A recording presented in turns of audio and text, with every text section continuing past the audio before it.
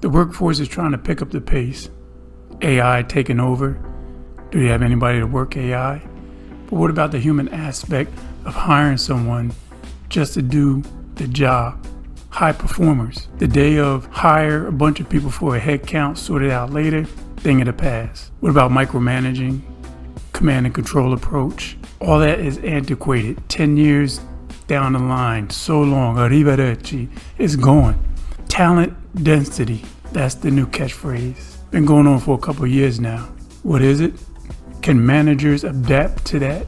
I got links down below with blogs and covers how to get up and running when it comes to recruiting high performers, and talent density is a full different twist on it when it comes to team building, creating a team. So what is talent density?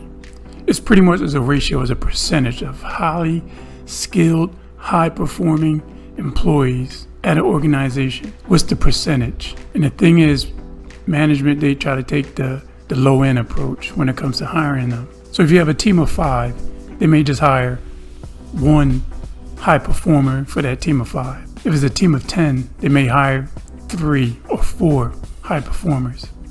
Doesn't work like that. If you got a team of 5, you need 5 high-performing employees. Same thing if you have 10.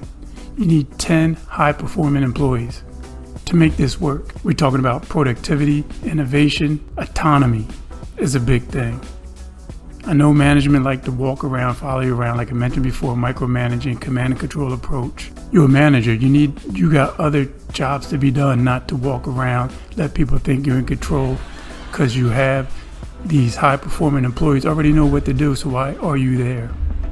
It frees up your time to do other things, to sit in meetings, become innovative yourself.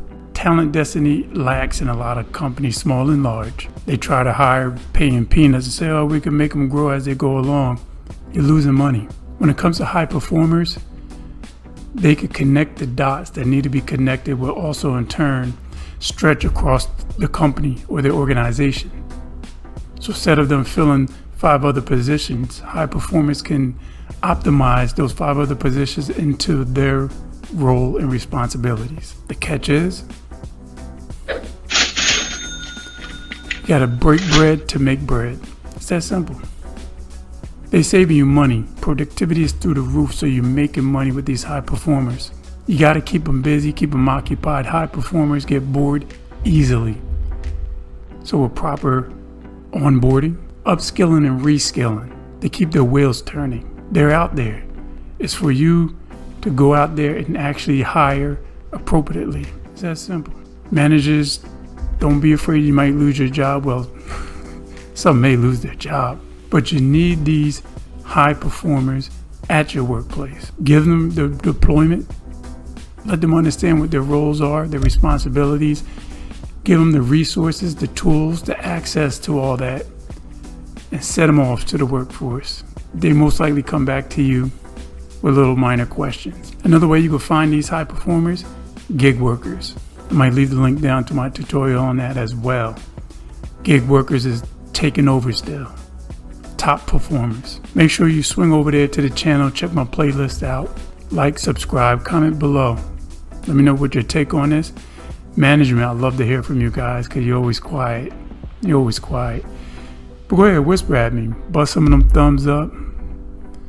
Let me know what's on your mind. It's Markie Williams, and I'm going to see you guys in the future.